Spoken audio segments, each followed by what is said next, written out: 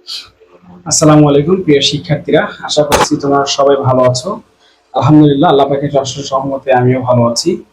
টেন্সের প্রথম ক্লাসে তোমাদের সবাইকে ডেইলি 1 আওয়ার ইংলিশ পেজে স্বাগত। আশা করছি তোমরা আজকের ক্লাসটি শুরু থেকে শেষ পর্যন্ত দেখবে। ইনশাআল্লাহ প্রেজেন্ট ইনডিফিনাইট টেন্স সম্পর্কে একটা ভালো ধারণা পাবে এবং একটা টেন্সকে আয়ত্ত করতে গেলে তোমাদের কোন কোন বিষয়ে খেয়াল রাখতে হবে এবং কোন কোন বিষয়ে ভালোভাবে জানলে তোমরা একটা বড় ইংরেজি বাক্য বা বড় বাংলা বাক্য খুব সহজেই ইংরেজিতে রূপান্তর করা যায়, এই বিষয়গুলো নিয়ে আমি পুরো টেস্টটা আলোচনা করবো আজকে। ওকে, দেরি না করে চলো শুরু করা যাক আজকের প্রেজেন্ট ইনডিফিনাইট টেন্সটি। তোমরা এখানে দেখতে পাচ্ছ আমি লিখেছি প্রেজেন্ট, এর অর্থ আমরা সবাই জানি বর্তমান। আর ইনডিফিনাইট মানে কি? অনির্দিষ্ট। অনির্দিষ্ট অথবা আমরা বলতে পারি সাধারণ। সাধারণ। আর টেন্স মানে কি? টেন্স মানে হচ্ছে কাল। এখন দেখো এখানে আমি একটা বিষয় লিখেছি সংজ্ঞা। কিভাবে এই যে এই তিনটা শব্দ থেকে আমরা প্রেজেন্ট ইনডিফিনাইট টেন্সের সংজ্ঞাটা লিখতে পারি, আমরা এটা একটু খেয়াল করব। ওকে, খেয়াল করো যে এখানে বর্তমান, কাল, অনির্দিষ্ট এবং সাধারণ এই তিনটা আছে। এর সঙ্গে যদি শুধু আমরা হয় কথাটা যুক্ত করি, দেখো আমি সংজ্ঞাটা তৈরি করব। বর্তমান কালে, এই যে বর্তমান কালে, তাহলে আমরা এখানে কি লিখতে পারি? সংজ্ঞা বর্তমান কালে কি হয়? কোনো কাজ, কোনো কাজ। বর্তমান কালে কোনো কাজ সাধারণ বা অনির্দিষ্ট ভাবে হয়, এরূপ বোঝালে তাকে প্রেজেন্ট ইনডিফিনাইট টেন্স বলা হয়। দেখো টেন্সের সংজ্ঞাটা কিন্তু আমরা এখানে এই যে তিনটা শব্দের অর্থ থেকেই পাচ্ছি, অতিরিক্ত কিছু শব্দ যুক্ত করতে হচ্ছে। সুতরাং একটা টেন্স শিখতে গেলে আমাদের বা সংজ্ঞাটা কিন্তু আমাদের অবশ্যই মনে রাখতে হবে। সংজ্ঞা ছাড়া টেন্স পড়া আর ওই যে নৌকার বৈঠা মানে মাঝি ছাড়া নৌকা চালানো প্রায় সেম। ওকে, এখন আমরা দেখবো চেনার উপায়। মনে রাখবা বাংলা ক্রিয়া শেষে রস্বই, অন্তস্থ, এ, ও, এই তিনটা বর্ণ সাধারণত বাংলা ক্রিয়া শেষে থাকে। আর এই টেন্সের গঠন হচ্ছে সাবজেক্ট, এরপর হচ্ছে মেইন ভার্ব। মেইন ভার্ব অর্থাৎ ভার্বের প্রেজেন্ট ফর্ম, যেটাকে আমরা বলি ভি অন। কখনো অবজেক্ট থাকে, কখনো অবজেক্ট থাকে না। হ্যাঁ, কখনো অবজেক্ট থাকে, কখনো অবজেক্ট থাকে না। আমরা এখন দেখবো একটা বাংলা উদাহরণ দেখবো, এই বাংলা উদাহরণটাকে আমরা ইংরেজিতে রূপান্তর করবো, তাহলে আমাদের এই টেন্সের পুরো বিষয়টা ক্লিয়ার হবে। ওকে, খেয়াল করো যে আমি একটি বই পড়ি। এখানে একটু খেয়াল করো, আমি একটি বই পড়ি।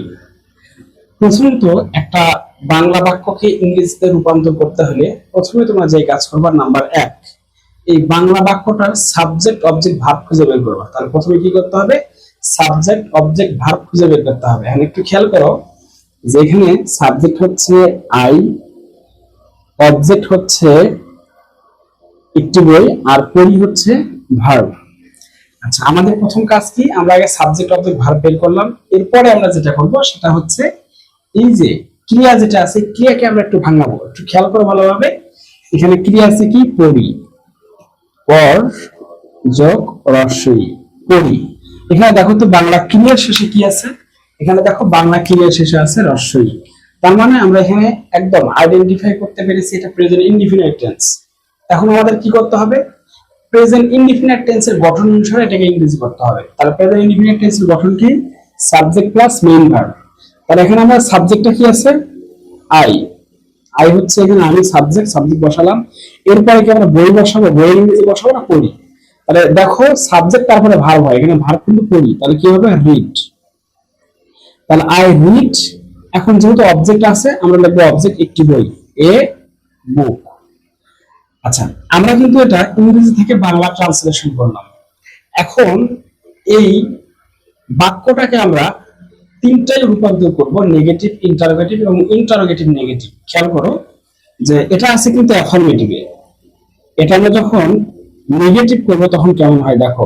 ও আরেকটা বিষয়, এখানে তুমি যদি বলো যে তুমি একটি বই পড়ো, তখন কিন্তু এখানে আসতেছে ও। যদি বলা হয় সে একটি বই পড়ে, তখন কিন্তু এখানে আসতেছে এ। তার মানে এখানে যদি তুমি পার্সনটা পরিবর্তন করো এই জায়গায়, তাহলে কিন্তু এখানে ক্রিয়ার শেষে মানে এই অক্ষরগুলো পরিবর্তন হয়। এটা একটু মাথায় রাখবে তোমরা। এখন খেয়াল করো যে এটা হচ্ছে অ্যাফার্মেটিভ, এবং নেগেটিভ কি হবে? এই টেন্সে কি কোনো অক্সিলারি ভার্ব তোমরা দেখতে পাও? না। এই টেন্সের গঠনেই কিন্তু কোনো অক্সিলারি বা হেল্পিং ভার্ব নাই। তাহলে আমাদের কি করতে হবে এখন? এখানে অক্সিলারি ভার্ব হিসেবে ডু অথবা ডাজ নিতে হবে।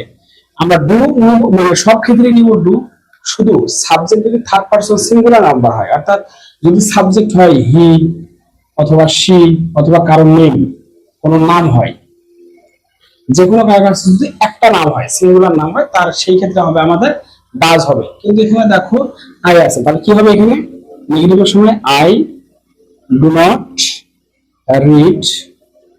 Read a book. এর অর্থ কি? আমি বই পড়ি না। এখন ইন্টারোগেটিভ কি হবে দেখো তো, খেয়াল করো একটু। ডু আই রিড এ বুক। এর বাংলা কি হবে? যে আমি কি একটি বই পড়ি? এটা কিন্তু ইয়েস নো কোশ্চেন। মানে অ্যান্সারটা হতে পারে ইয়েস আমি পড়ি, অথবা নো আমি পড়ি না। আবার এই সেন্টেন্সটাকে দেখো, যদি সাবজেক্টের নিচে দাগ দেওয়া থাকে তাহলে কিভাবে করতে হবে? মেন কথা এটাকে অ্যান্সার বানাইতে হবে। তখন তাকে ইন্টারোগেটিভ কিভাবে করতে হবে? যে hot hot do I read. এখানে একটু খেয়াল করো, এর অর্থ কিন্তু দেখো হোয়াট ডু আই রিড, এর অর্থ আমি কি পড়ি। এখানে কিন্তু উত্তর আসতেছে একটি বই। আশা করছি আমার বিষয়টা বুঝতে পারতেছে। একটু ডিপলি চিন্তা করো, তাহলে এই টেন্সটার কখনো সমস্যা থাকবে না।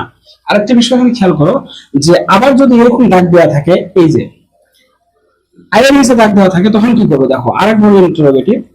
তখন কিন্তু আমাদের অ্যান্সার বানাইতে হবে আই। তাহলে এখানে আমরা লিখতে পারি হু হু ডু রিড এ বুক। এর অর্থ কে একটি বই পড়ে। অ্যান্সার কি আসতেছে? আই। আমি কিন্তু এই বাক্যের ক্ষেত্রে কিন্তু এখানে দিচ্ছি হু ডু রিড এ বুক, কে একটি বই পড়ে। আমি আশা করছি তোমরা আজকের প্রেজেন্ট ইনডিফিনাইট টেন্সটি খুব ভালোভাবে বুঝতে পেরেছো। আর তোমাদের টেন্স সম্পর্কে যে কোনো কোশ্চেন থাকলে তোমরা আমাকে কমেন্ট সেকশনে জানাতে পারো। ইনশাআল্লাহ আমি সেই সমস্যার সমাধান নিয়ে আমি একটা ক্লাস দেওয়ার চেষ্টা করব। ইনশাআল্লাহ সবাই ভালো থাকো যেখানেই থাকো, এবং সবাই পড়াশোনায় মনোযোগ বৃদ্ধি করো, এবং পাশাপাশি তোমরা আউটসাইড অনেক বই পড়ো। বই পড়ার মধ্যে একটা আনন্দ আছে, এই বই তোমার মানে জ্ঞানকে আরো বিকশিত করবে। সুতরাং শুধু তোমার পাঠ্য বইয়ের মধ্যে সীমাবদ্ধ থাকতে হবে না, তুমি পাঠ্য বইয়ের বাইরে কিছু বই পড়ো তোমার নিজেকে ইনলাইটেড করার জন্য। সো ধন্যবাদ সবাইকে। আসসালামু আলাইকুম।